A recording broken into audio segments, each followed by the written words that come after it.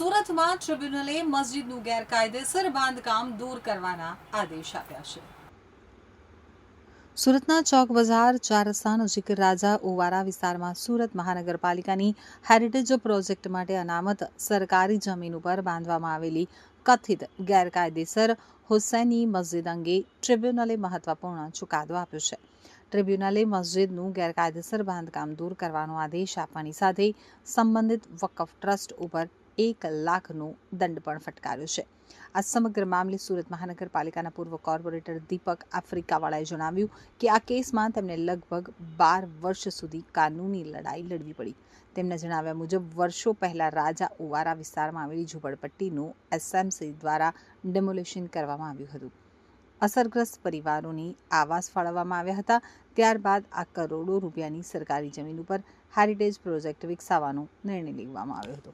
તો દીપક આફ્રિકાવાળાએ દાવો કર્યો કે ડિમોલિશન બાદ ખાલી પડેલી જગ્યાએ દારૂ અને જુગારના અડ્ડા શરૂ થતાં તેમણે પોલીસ કમિશનર, જિલ્લા કલેક્ટર અને એસએમસી કમિશનરને રજૂઆત કરી અને સરકારી જમીનને ફરતે કમ્પાઉન્ડ વોલ બનાવી કબજો સુરક્ષિત કરવાની માંગ કરી હતી। જોકે તેમના આક્ષેપ મુજબ ત્યારબાદ કેટલાક લોકોએ સરકારી જમીન ઉપર હુસૈની મસ્જિદનું બાંધકામ શરૂ કરી દીધું હતું।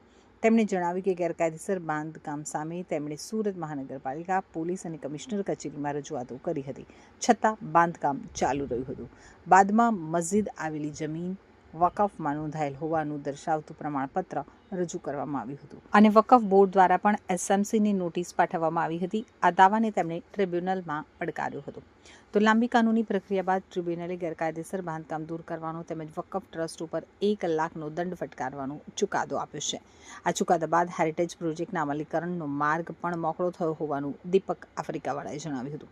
તેમણે વધુમાં કહ્યું કે સુરત નગરપાલિકા, રાજ્ય સરકાર અને વકફ બોર્ડમાં ભાજપના પદાધિકારીઓ હોવા છતાં તેમને આ કેસમાં 12 વર્ષ સુધી કાનૂની લડાઈ લડવી પડી, જે દુઃખની બાબત છે। જોકે અંતે ન્યાય મળતા પોતાની લડાઈ સફળ રહી હોવાનું જણાવી તેમણે સંતોષ વ્યક્ત કર્યો હતો। હું દીપક આફ્રિકાવાલા, પૂર્વ કોર્પોરેટર અને સામાજિક કાર્યકર। ચોક બજાર એન્ડ્રુસ લાઇબ્રેરીની પાછળ રાજા ઓવારા નામથી ઓળખાતી એક જગ્યા છે। આ ચોક હેરિટેજના રિઝર્વેશનવાળી જગ્યા છે, એટલે એ જગ્યા ખાલી કરાવવા માટે ત્યાં ઝૂંપડપટ્ટી હતી। આ લોકોને 126 આવાસ આપીને આ ઝૂંપડા ખાલી કરાવેલા। ત્યાર પછી પ્લાનિંગ મૂકવાનું બાકી હતું, એટલે જગ્યા ખુલ્લી હતી, તો દારૂ જુગારના અડ્ડા ચાલુ થઈ ગયેલા। એ દારૂ જુગારના અડ્ડા બંધ કરાવવા માટે પણ મેં પોલીસ કમિશનરશ્રીને વારંવાર રજૂઆત કરેલી। 2-3 વખત એમને પણ મદદ કરીને બધું બંધ કરાવ્યું, પરંતુ આ લોકોનું કામ ચાલુ ને ચાલુ રહ્યું। અંતે મેં સ્ટેટ મોનિટરિંગ સેલ પાસે પણ રેડ કરાવી અને પકડાવ્યા અને જેલ ભેગા કર્યા। પછી એ લોકોનું આ કામ બંધ થતાં ત્યાં મસ્જિદ બનાવવાનું કામ શરૂ કર્યું 2015માં। 2015માં ખારો ખોદવાનું જે દિવસે ચાલુ કર્યું તે જ દિવસે મ્યુનિસિપલ કમિશનરને, કલેક્ટરને અને પોલીસ કમિશનરને હું મળ્યો અને લેખિતમાં આપ્યું। અને મ્યુનિસિપલ કમિશનરે તે વખતે 2-3 વખત મસ્જિદ અટકાવી બાંધકામ થતું અને સામાન પણ લઈ ગયા, પરંતુ આ લોકોએ બોગસ વકફ બોર્ડ ઊભું કર્યું અને આ જગ્યા વકફ બોર્ડની છે એવું બતાવીને વકફ બોર્ડ પાસે મ્યુનિસિપલ કમિશનરને નોટિસ અપાવી કે આ જગ્યા વકફ બોર્ડની છે, એટલે તમે કોઈ દખલગીરી કરી નહીં શકો। એટલે કોર્પોરેશનના હાથ બંધાઈ ગયા। કોર્પોરેશને એ પત્રને ચેલેન્જ પણ નહીં કર્યો અને કોઈ આગળની કાર્યવાહી પણ નહીં કરી। એટલે મને એવું લાગ્યું કે આ લોકો આ કામ સફળતાપૂર્વક પાર પાડશે નહીં, એટલે મેં જાતે રસ લીધો। આ લોકોએ પિટિશન કરી વકફ બોર્ડમાં, કમિશનમાં।